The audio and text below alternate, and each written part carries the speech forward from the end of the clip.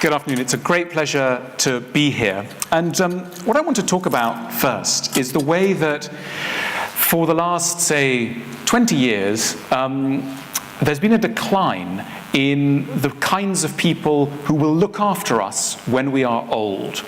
The old arrangement was, when you're old, the state will look after your money and the church will look after your soul. So the church and the state were doing those two very important roles. What we're now facing, and very much so since 2008, is a crisis whereby the state cannot help us financially in many cases, and the church is no longer so plausible. So you've heard in the earlier part of this afternoon some of the things that can be done financially, on a purely financial basis, to help us with retirement. I want to look at the bit about the soul, the church, the kind of areas that the church used to look after. How are we going to adjust psychologically to the concept of retirement?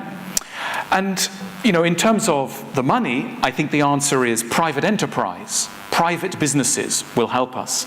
But what's going to help our souls? And I think the thing that's going to help our souls is, very broadly speaking, philosophy. Now, what is philosophy? Philosophy is dedicated to the pursuit of wisdom.